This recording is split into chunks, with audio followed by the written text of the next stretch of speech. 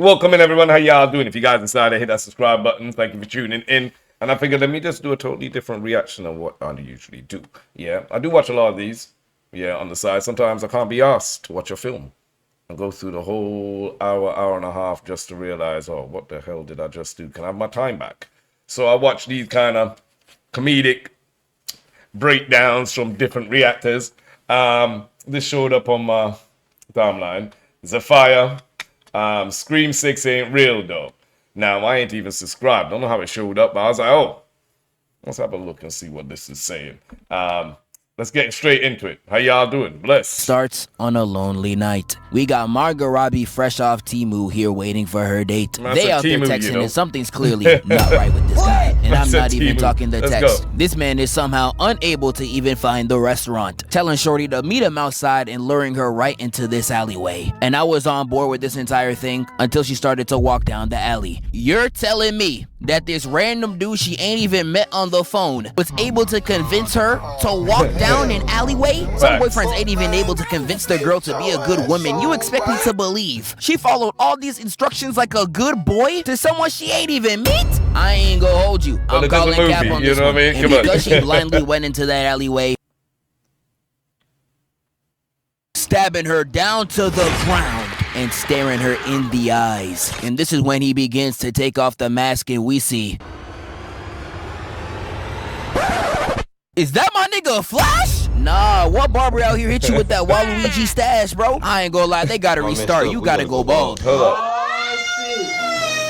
But he dips out the alleyway, done left her for dead. But he really killed this teacher because he failed one test. And this is why I feel really bad for the teacher, because, bro, out of everyone in that class, man. Yeah, bro, people be going a bit overboard because you failed the test for real.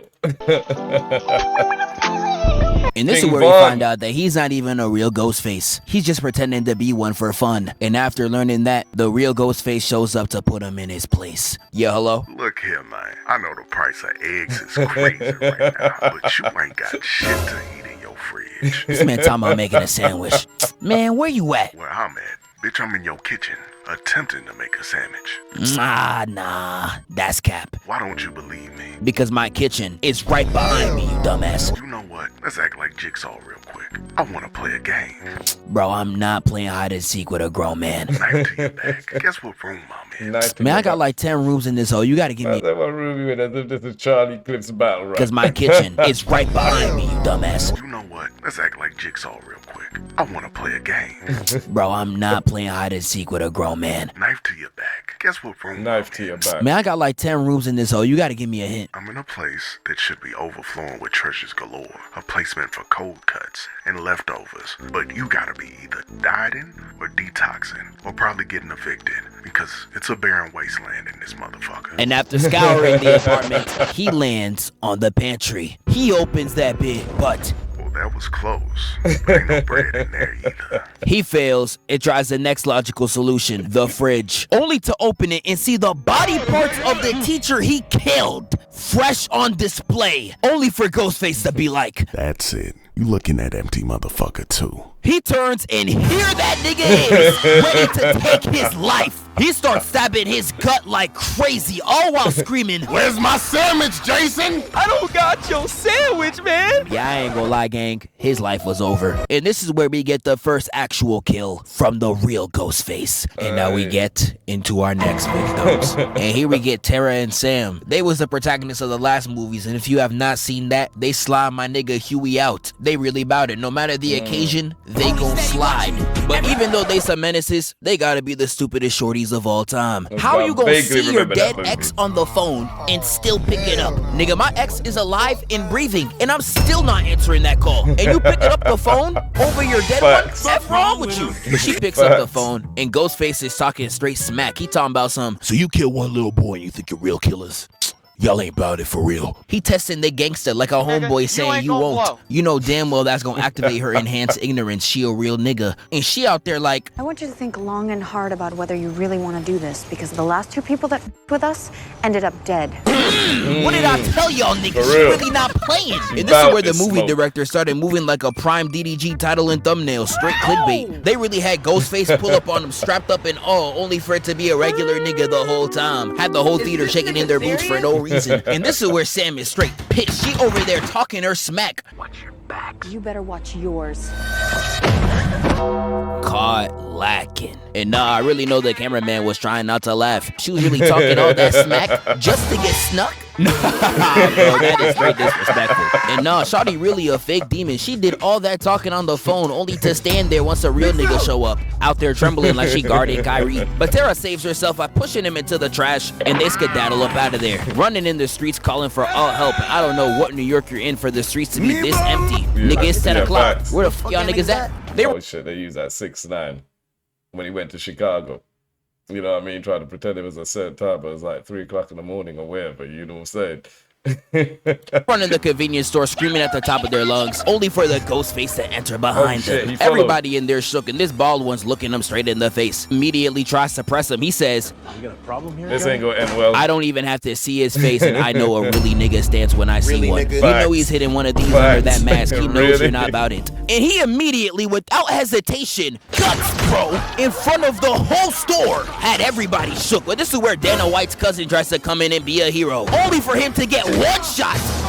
Had me watching like, oh shit, they stole my nigga's soul. And Ghostface starts his approach on the shorties, and I'm like, nah, these niggas gon' die. But this is where we get quite possibly the stupidest scene I've ever seen in cinema. Because the store owner gets a wide open shot on Ghostface, the most wide open 3 of all time, and he really does this.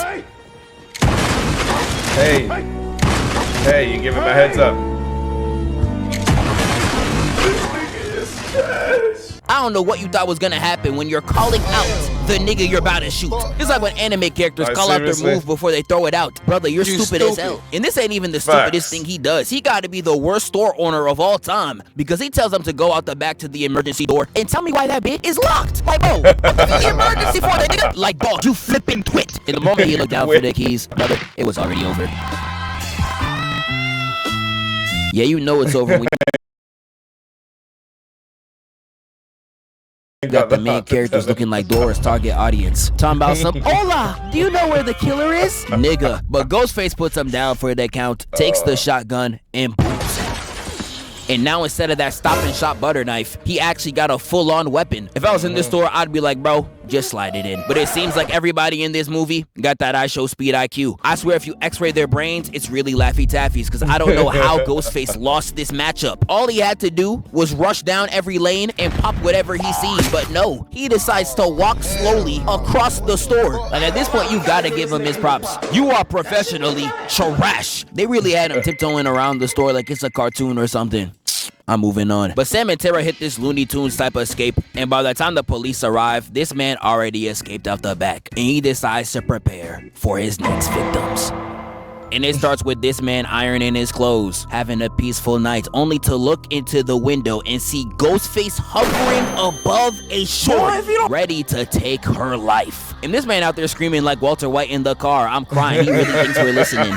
And Ghostface really does Shorty the worst, because everybody's in the living room, hearing moans from the room. They're thinking Shorty's out there getting cracked. But once they all get a picture in the group chat, they realize that it was Ghostface slitting her throat while cracking Shorty from the back. Nah, this is crazy. Death by backshots is absolute sick work. The whole gang pulls up to the door. Say what?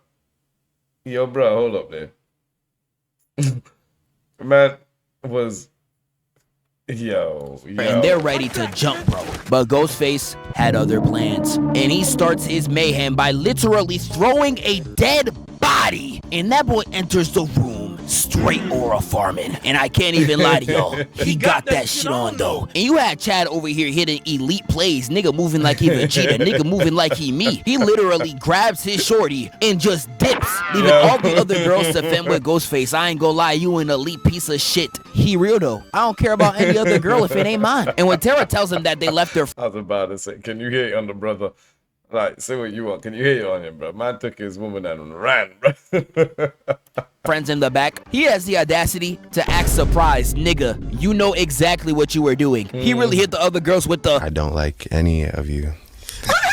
And when we get back to the girls, they out there fighting for their life. He slices Mindy in the shoulder and starts choking this man had the Jujutsu Kaisen inside there when that guy was Megami? Not Megami. What's that? Mojito? Was getting jumped. You know what I mean? by Yuji and the guy with the glasses and I think the tie he wraps around his whatever dull sword that is. But yeah, he was alright up until a point. But yeah, let's go. all across the crib, only for him to start hitting her like they playing Minecraft. He taking all her hearts away. But Sam pulls up for the last minute save and domes him in the head. They lock themselves in the bedroom and he's just banging on the door. I thought he was gonna do him like that Johnson's movie. Sam tells Mindy to close the back door, no Cardi. And I don't know why you chose the limp with the future Gohan arm to close the door when all that happened to the lady over here was that she got stabbed in the stomach. She is completely fine to walk. I swear at this point y'all be asking to get cooked. But as she's going to close the door, not only does she see a nigga dead in the tub, we see Ghostface up here like, peekaboo nigga. And before he could get a stab off, they close the door in his face. But this is when the dude from across the hall clutches up, puts a ladder between the apartment buildings, and tells him pull up to the other side. They start crawling through one by one, but this is when the last girl truly just sells the bag. Talking about some girl, I can't. Can't do what? Nigga live? They just asking you to lock in for 10 seconds. Your life is in danger, buddy. She finally. But I can't. Yo, I don't like heights.